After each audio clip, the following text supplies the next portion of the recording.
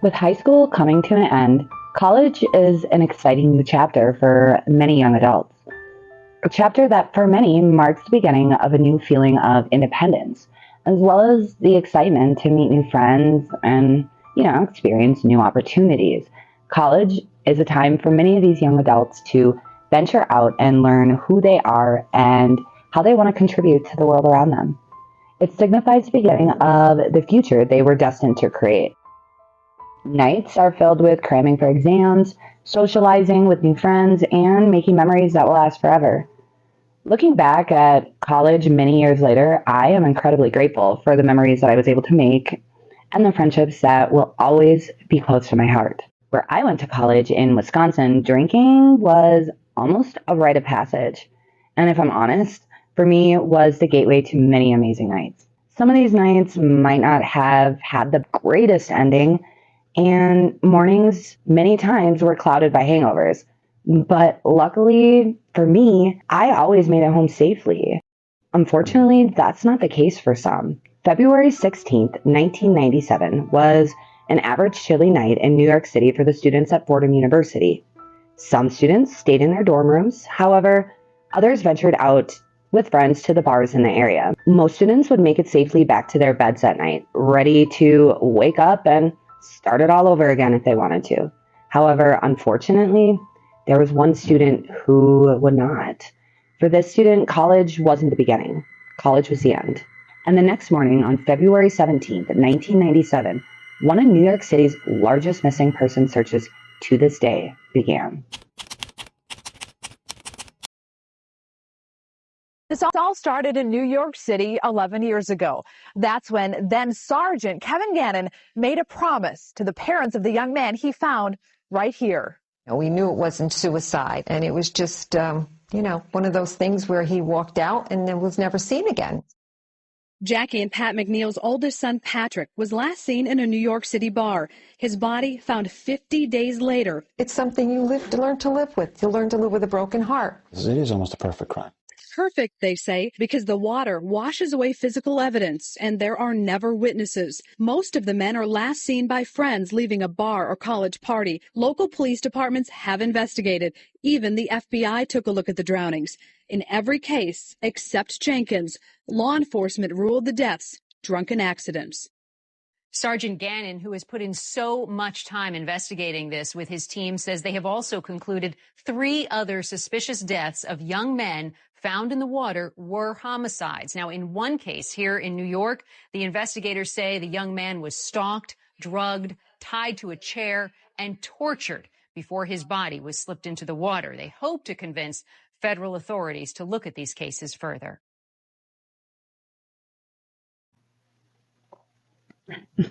Hey guys, my name is Desiree and this is Criminally Focused. Whether you're new to my channel or you're a returning OG, thank you so much for clicking on the video. I appreciate your support and I'm happy you found me. So today we're going to be continuing our discussion on the smiley face murder theory. If you haven't seen my previous video, I will link it below, but I'd recommend watching that one prior to watching this one because it might make more sense. In part 1, we basically go over this theory in much more detail. But just to quickly recap, the theory began in 1997, and it revolves around suspicious drownings that happened and continue to happen, and how many people believe that a group of killers is to blame. The victims thought to be targeted shared similarities such as being men aged 18 to 24 and were considered to be popular, athletic, and intelligent. Many of these victims disappeared and were found weeks later with very little signs of decomposition, leading some people to believe that they had been kidnapped and held before eventually being killed. GHB, or the date rape drug, was also found in many of these victims' autopsy reports, which led people to believe that these victims may have been drugged. And the length of time and the distance between some of these deaths make it almost impossible for the killer to just be one person, which is why this has left many to believe that there's actually a group of serial killers that are working together. And you might be wondering, why is the theory called the smiley face murder theory? Well, not all, but in many cases, where the victims were thought to either have entered the water or where they were found, there were smiley face graffiti symbols left behind. And many believe this kind of symbolizes a signature for the killer. But like I said, we go over all of that in much greater detail in part 1, so please be sure to check that out. So in this part of the series, we are going to focus on the victims and how they may be connected. Sometimes with the smiley face murder theory, I feel like the victims' stories get lost. And this is why I wanted to create individual videos of some of the victims, because I think their stories and their lives were so important. And sadly, there are so many potential victims thought to be connected with this theory, I can't possibly go over them all. Instead, I decided to pick 3 cases to go over, and hopefully that will be enough information where in the end of the series, you can make up your own mind whether or not you think a killer exists. In today's video, we are going to be talking about the 1997 death of Patrick Mcneill in New York City. Patrick Mcneill is considered to be the first victim associated with the smiley face murder theory. Patrick was young, smart, and full of life. However, all of that would come to an end that cold February night. Like with many of the cases that we talk about on this channel, there are so many questions that have still been left unanswered. What happened to Patrick McNeill, who seemed to have walked away and disappeared into the night? And weeks later, when his body was recovered in the East River with obvious signs of trauma, how did the police and the medical examiner rule his death accidental? And finally, how did a private investigator develop a theory, the theory we've been talking about, that connects Patrick's death to smiley face graffiti, as well as the kidnapping, drugging, and the murders of young men for many years to come? In Chicago and Austin in 2023, people are still connecting suspicious drownings to the smiley face murder theory. Over 20 years later, could there really be a serial killer or a group of serial killers living among us? Just kind of chilling, hiding out? Maybe it's your neighbor, or your doctor, or maybe it's the receptionist in your office, just hanging out, waiting to strike again. Or could all of these deaths, including Patrick's, just be either tragic accidents or unrelated homicides? The smiley face murder theory continues to boggle the minds of many. So today we are going to be talking about the case in which this theory was born. On September 17th, 1997, the life of college student Patrick Mcneill would be forever taken from his community, his family, and his friends. And today we're going to talk about what happened and what was learned through the investigation, and whether or not Patrick's death was a homicide or an accident. Before we begin, let's get all of those legalities out of the way. This video is for adults only. Many of the things that we're talking about in this video, including the details of Patrick McNeill's death, may be too disturbing for some to listen to, and that's totally fine. Just take care of yourself, do you, and hopefully I'll see you in the next video. Also, all of the information that is gathered is available to the public online, so please always do your own research so you can form your own opinions. And also, just let's be kind in the comments section on this channel. I really welcome healthy discussions, so just be respectful of people, even if you don't agree with them. I feel like I'm talking to my daughter. But anyways, enough rambling. Grab your coffee or whatever you're drinking or smoking, and let's get right into it.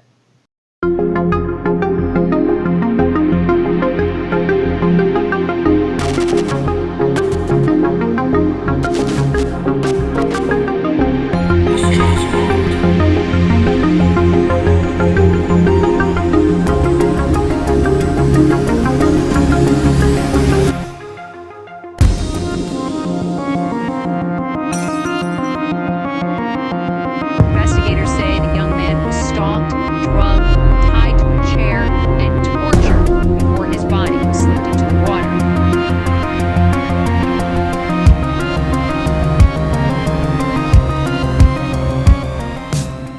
Patrick McNeill was born on February 24th, 1976, making him just shy of his 21st birthday when he appeared after a night out with friends. Patrick was a junior at Fordham University, which is a private university located in Manhattan, New York.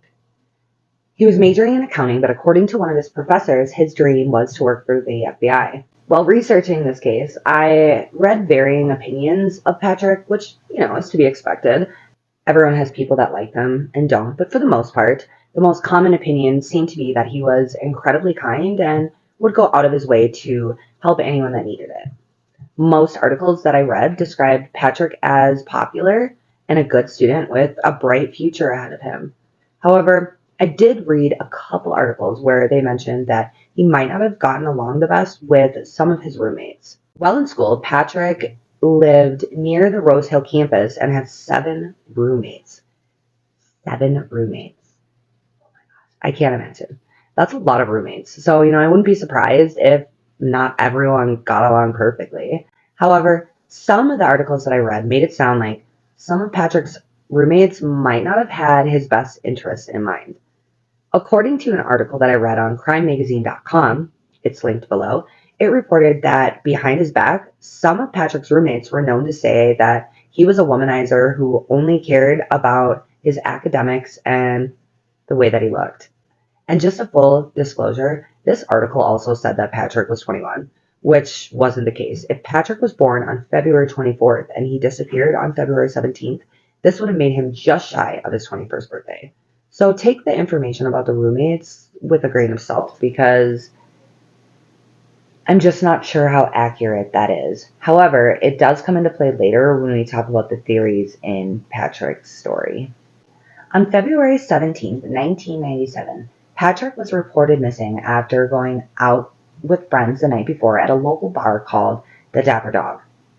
The Dapper Dog has since been closed, but at the time it was described as basically a college dive bar with a frat-like atmosphere and loud music.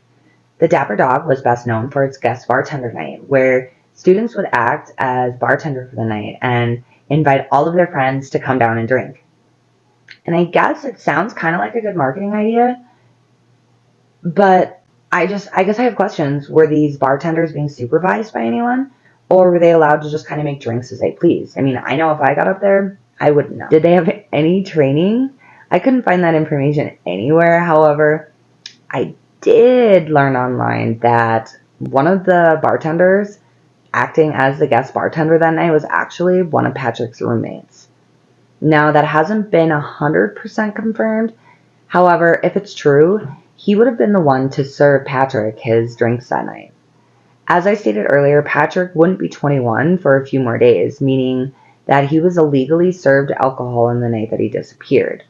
And I know this because after Patrick's death, the Dapper Dog agreed to pay a fine of $8,500 for serving alcohol to Patrick.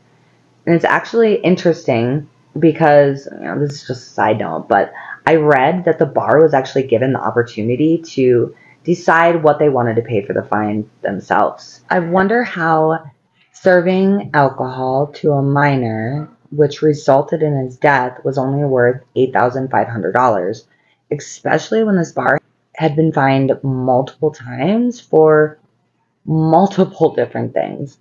Serving alcohol to a minor, noise complaint, serving alcohol to somebody who is visibly intoxicated.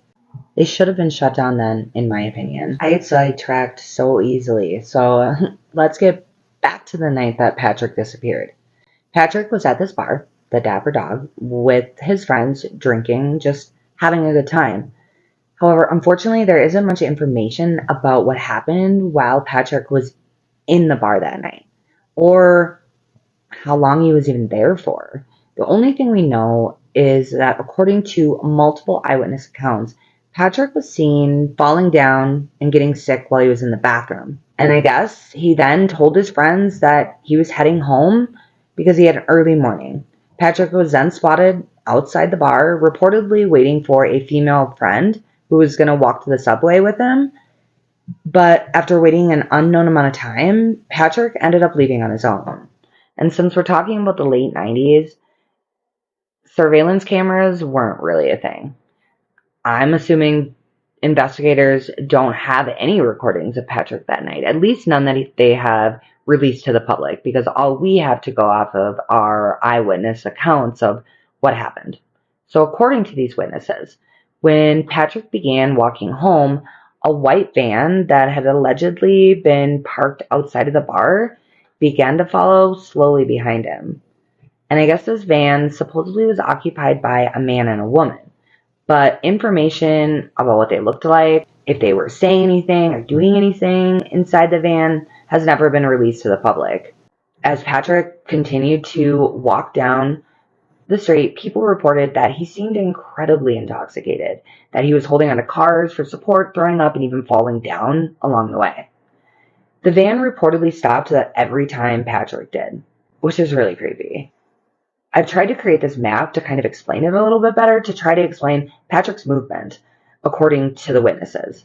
And it's hard because there's not exact information about the way that he went home, and he could have walked home several ways. But this is what I was able to find out. So here's a map. The bar, the Dapper Dog, was located off of 2nd and 92nd Avenue in Manhattan. You can kind of see a pin in the map up top where the Dapper Dog was located before they closed down. According to reports, Patrick was seen by witnesses walking south on 92nd Avenue towards the 90th Street and then taking a left onto 90th. And after that, there aren't any witness reports of what happened. Keep in mind that van, the white creepy one, was following him the entire time. So if we jump over to the Google Maps, we can kind of see here that this is kind of like the park and more of a realistic view of what Patrick's walk would have been like. Keep in mind, it's been years, so many things have changed, and this is what it looks like currently, but I still thought it would be interesting to check out. Let me know in the comment section if this is something I should or shouldn't do. But you can see the pretty park you would have had to pass, and basically this is what it would have looked like as Patrick turned on 90th. And from here, nobody saw him again. After Patrick's disappearance, an official search party was organized by Patrick's family, and it happened on February 26, 1997. Over 600 people volunteered and handed out over 10,000 missing persons flyers throughout the community. And every day, Patrick's father continued to hang up more posters and talk to more people about his missing son, hoping to get the story out there to as many people as he could. According to the family, this helped him feel like he was doing everything in his power to bring his son home. I can't imagine. That's so heartbreaking. Because unfortunately, on April 7th, 1997, Patrick's body was found floating in the East River. He was recovered near the Owl's Head Water Pollution Control Plant at 69th Street Pier on Shore Road. Now, I'm not from New York and I've never been there, but looking at this map, you can see that this is the area that Patrick's body was recovered. He was over 12 miles away from where he was last observed walking home from the bar in Manhattan. When his body was discovered, the NYPD was convinced it was just a drunken accident, and they didn't hesitate at all to make this known to the public. While he was still missing, detectives actually publicly stated the kid is 21, he's a partier, and he doesn't want to be in college. While another city detective actually informed reporters that he knew that Patrick had impregnated a couple women and alluded to that being the reason why Patrick had disappeared. Law enforcement was convinced he left to get away from college before finding his body, which is ridiculous. And it shows they obviously didn't do any investigation or research into Patrick and the person that he was. If you remember, it was no secret that Patrick was obsessed with school. He excelled in his academics and had a big future plan. So if the police actually had done a proper investigation, they would have known that. After Patrick's body was found, then they were convinced it was just due to him drinking. Rather than investigating, they just basically blamed it on him. Overall, I'm disappointed that law enforcement would say these things. In my opinion, their assumption about Patrick's death was obviously not backed up by any evidence and shows the amount of work that they actually put into finding him. It's complete negligence and laziness on their part, in my eyes. According to Dr. Cecil Weck, who is a famous forensic pathologist and somebody we're going to talk about more later on, he was once quoted saying that, as an investigator, you should handle all deaths as homicides and work backwards until proven otherwise. This is because if you do everything right and it proves to be a tragic accident, then you did your job correctly. If you assume it to be an accident and you didn't do your job correctly and it turns out to be a homicide, then you missed critical and crucial pieces of evidence that may have led you to those who were responsible for these murders. You then failed the victim and family and the community you were sworn to protect. You failed as an investigator. And I can't agree with him more. Now, this leads us into talking again about retired NYPD detective Kevin Gannon. We talked about Gannon a lot in the previous episode, but briefly, Gannon worked for the NYPD for years, and while he was there, he got a shit ton of experience. As a private investigator, he began to investigate Patrick's death after he retired. And when he did, he found some pretty alarming evidence. The longer his investigation went on, the more Gannon believed he was dealing with a homicide rather than a self-inflicted death or an accident.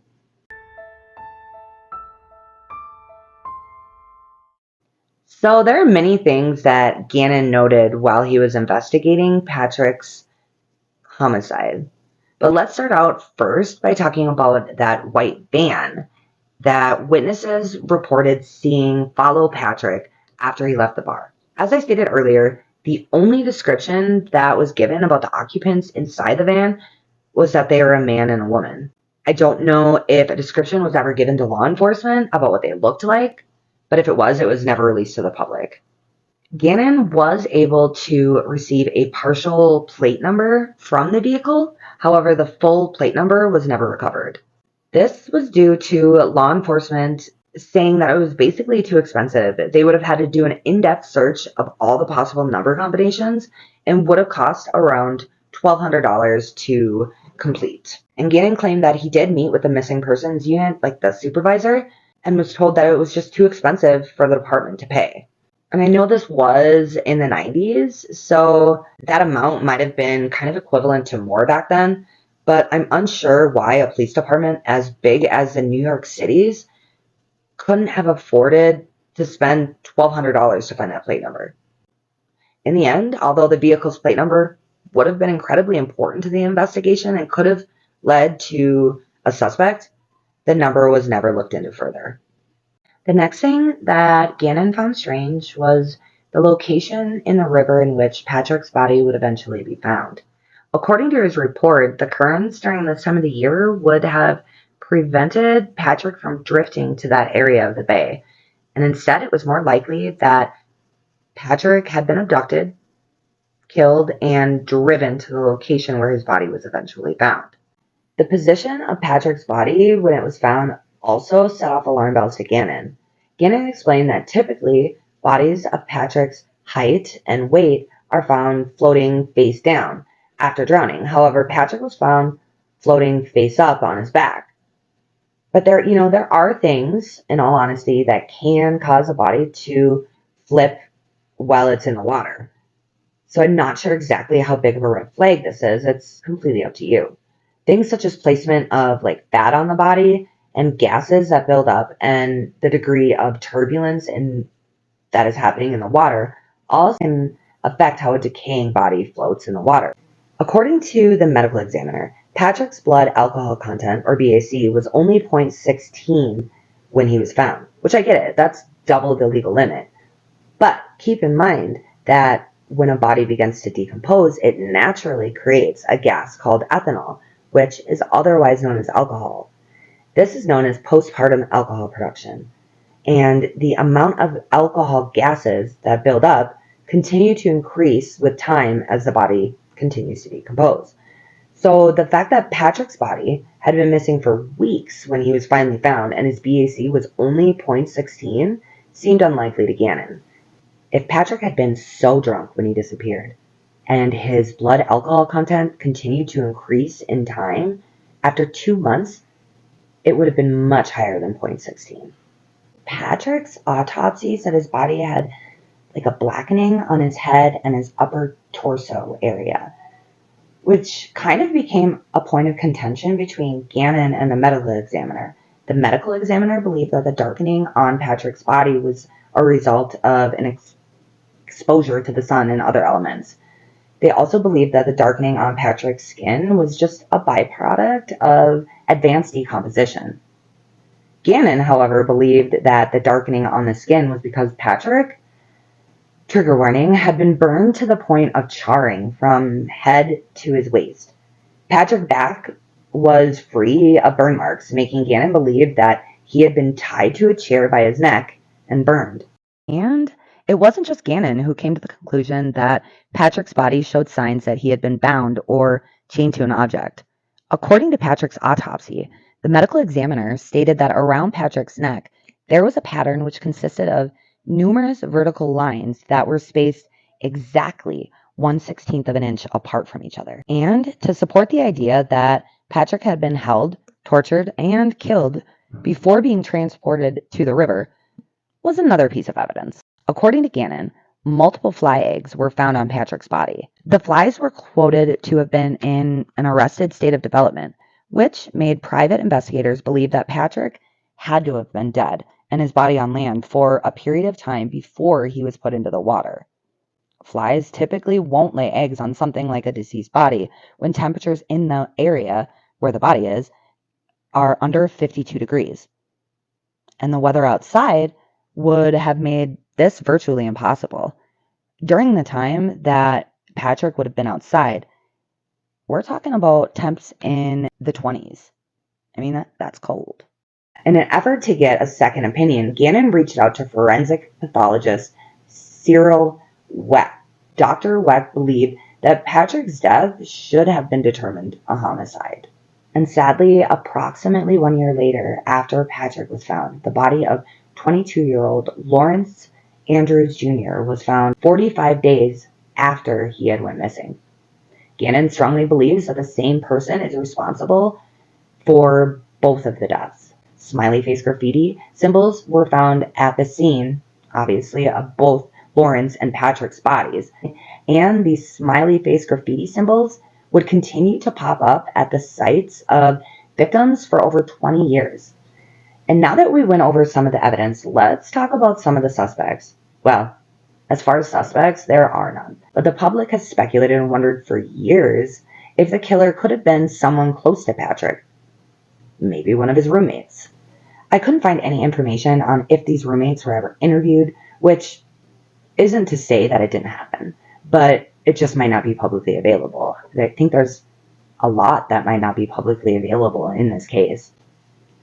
But that's all I have for you in this video, so what do you think? Homicide or accident? When commenting below, please keep in mind that Patrick's family may read your comments, so please keep it kind, but I'd love to hear from you. Do you think that this was just a drunken accident? Do you think somebody's involved? Or do you think a group of serial killers is involved? In the next video, we are going to go over a case that actually happens in my hometown. Next week, we will discuss the mysterious death of Christopher Jenkins that happened in Minneapolis, Minnesota. And this is another death that many people believe is connected to the smiley face murder theory. If you like this video, please hit that like button and share it. It's truly a free way to help your girl out, and it's so appreciated.